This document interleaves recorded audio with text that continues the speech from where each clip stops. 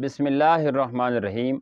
बहुत सारे लोग जिनको अल्लाह रब्बुल इज़्ज़त ने माल व दौलत से नवाजा है, वो अपने माल में से उस रिज़्क़ के हलाल में से हमेशा ज़कात निकालते रहते हैं ताकि माल भी पाक रहे और अल्लाह रब्बुल इज़्ज़त का हुक्म भी पूरा हो। तो इस हवाले से वो अक्सर ये सवाल सोशल मीडिया पे और व्हाट्सएप ग्रुप्स में ये पूछते रहते हैं कि आया हम जिस शख्स को ज़कात दे रहे हैं उस शख्स को ये बताना ज़रूरी है कि ये पैसा जो है वो ज़कात का है, या उसको बताना ज़रूरी नहीं है। वो उनका ये कहना है कि हमने बाज़ लोगों से ये सुना है कि जिस शख्स को आप ज़कात दे रहे हों तो उसको ये बताना ज़रूरी है कि ये पैसा जो है वो ज़कात का है, वरना आपकी ज़कात अदा नहीं होगी। तो ये वो सवाल है जो आजकल सोशल मीडिया में ज़ुबान ज़द आम है।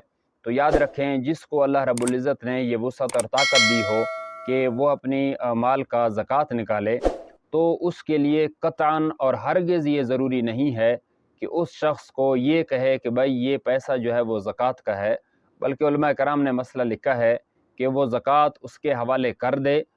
बस उसको ये तासुर भी ना दे कि मैं ज़कात का पैसा और माल दे रहा हूँ, क्योंकि वो अपनी गुर्बत के बायस ले तो लेगा, लेकिन इसमें वो झिझक महसूस करेगा, शर्मिंदगी महसूस करेगा।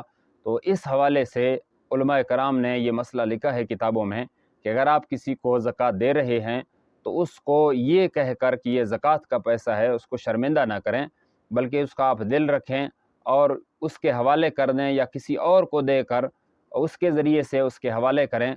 उसको हरगिज़ ये बताना ज़रूरी नहीं है कि ये पैसा ज़कात का है, आपकी ज़कात बग़ैर उसको बताए भी अदा हो जाएगी।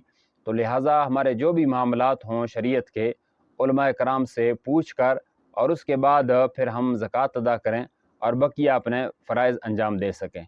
उम्मीद करता हूँ इस मुख्तसर वीडियो में आपको ये बात समझ आ गई होगी। अगर आपको ये वीडियो समझ आ जाए तो इसे आगे शेयर करना बिल्कुल ना भूलें।